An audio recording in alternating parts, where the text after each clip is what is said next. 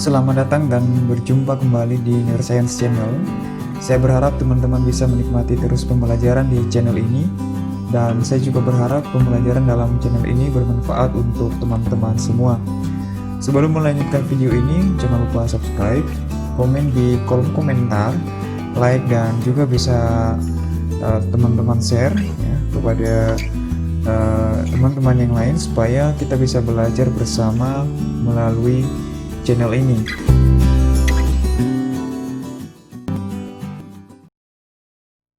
Pada kesempatan ini ya, saya akan menjelaskan mengenai istilah-istilah di dalam anatomi atau terminologi dalam anatomi dan fisiologi, khususnya dalam dunia medis.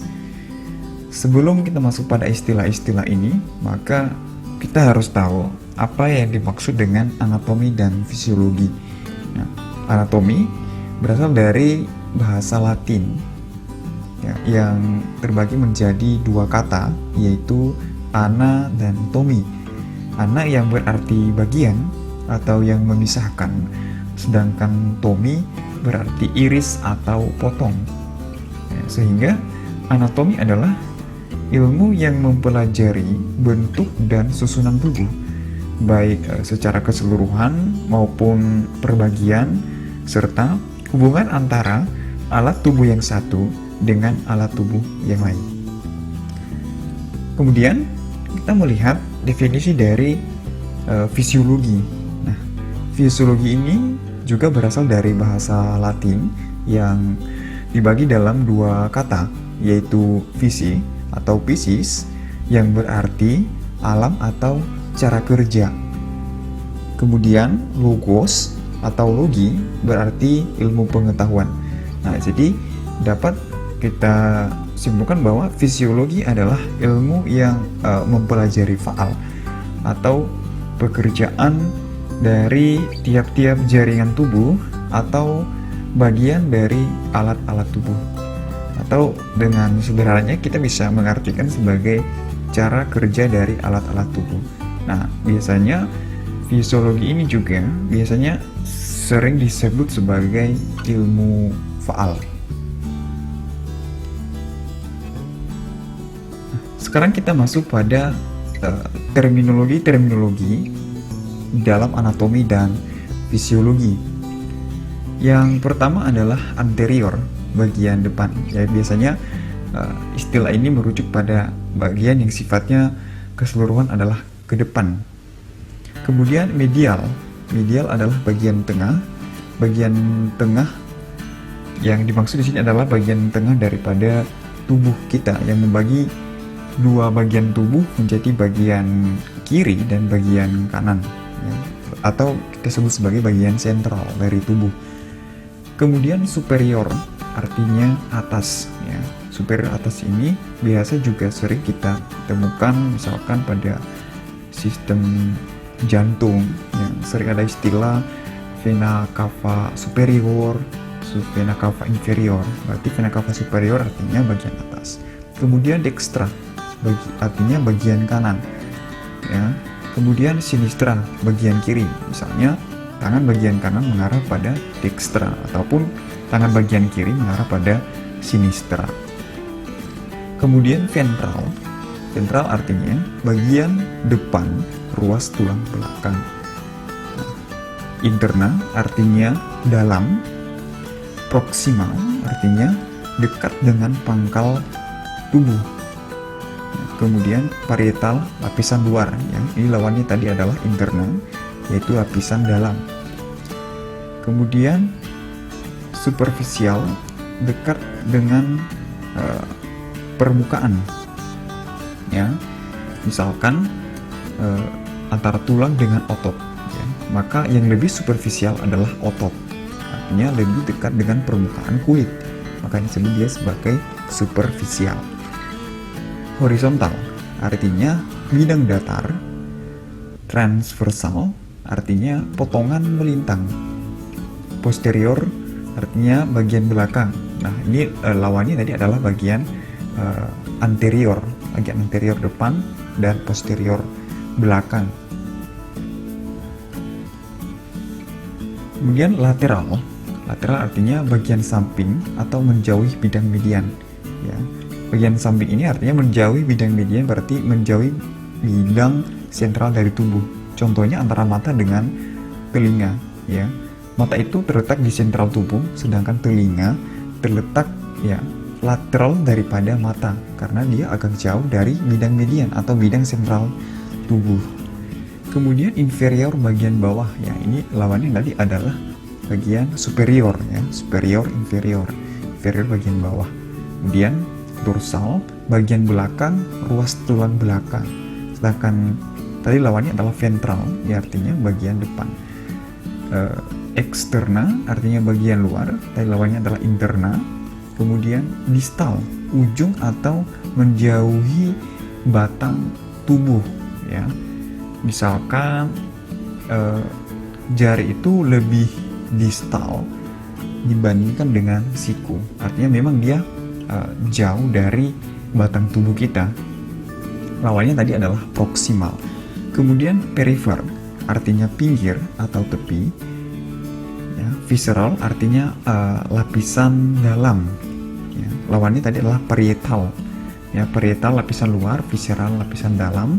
Kemudian profunda artinya dalam atau jauh dari permukaan.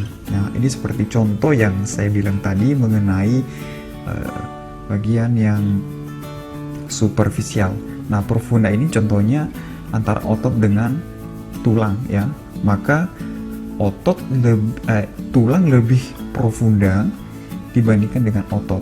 Artinya tulang itu lebih jauh dari permukaan dibandingkan dengan otot. Kemudian vertikal, bidang tegak. Longitudinal artinya potongan memanjang. Sentral artinya bagian tengah. Ascendent artinya bagian yang naik. Dan descendant artinya bagian yang turun. Ini biasanya sering kita temukan dalam sistem pencernaan ya. Contohnya itu usus besar, ada bagian yang ascendant, bagian yang naik, nanti ada bagian yang turun atau disebut sebagai descendant. Berikut adalah kranial, artinya bagian kepala. Caudal artinya ekor. Palmar ke arah palmaris manus ya, ekstremitas atas. Plantar artinya ke arah plantar pedis atau ke ekstremitas bawah, berarti merujuk pada kaki ya, ekstremitas bawah. Kemudian ulnar ke arah ulnar. Radial ke arah radius. Tibial artinya ke arah tibia. Fibular artinya ke arah fibular. Torak artinya rongga dada. Pelvis artinya rongga panggul. Mantis artinya tangan. Pedis artinya kaki.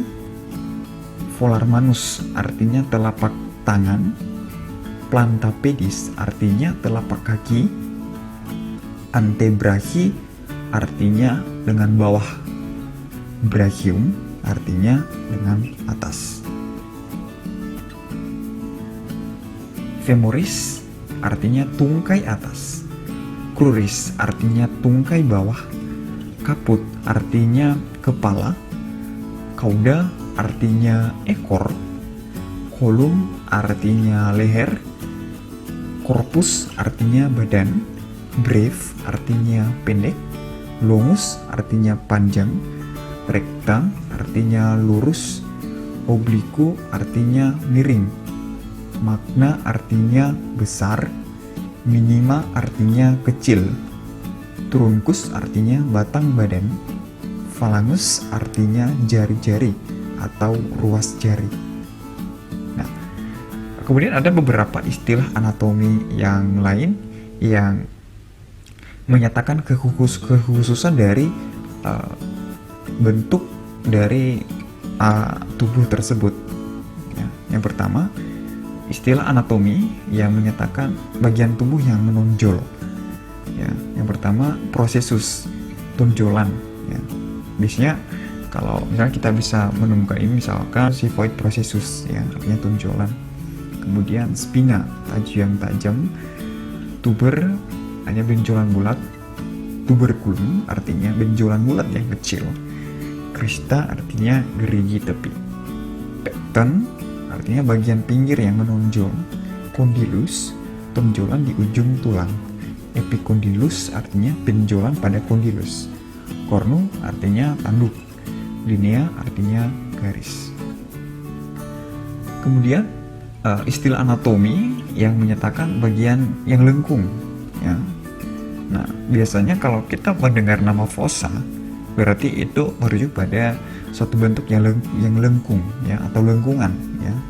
Fossa adalah nama umumnya. Kemudian fossula artinya lengkungan yang kecil. Fovea, lengkungan yang kecil hampir sama juga, hanya saja tempat yang berbeda. Kemudian foveola, lengkungan yang kecil juga. Sulcus, alur.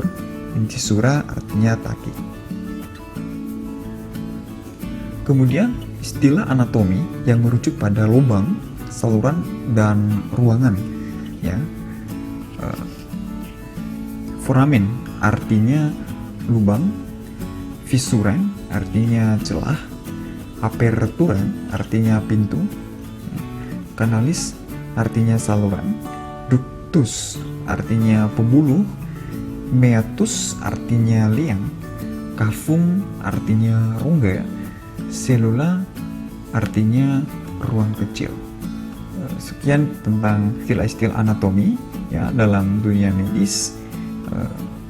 Berikut nanti pada video selanjutnya kita akan membahas mengenai istilah-istilah dalam bidang anatomi, potongan tubuh serta region daripada abdomen. Sampai jumpa pada video berikutnya.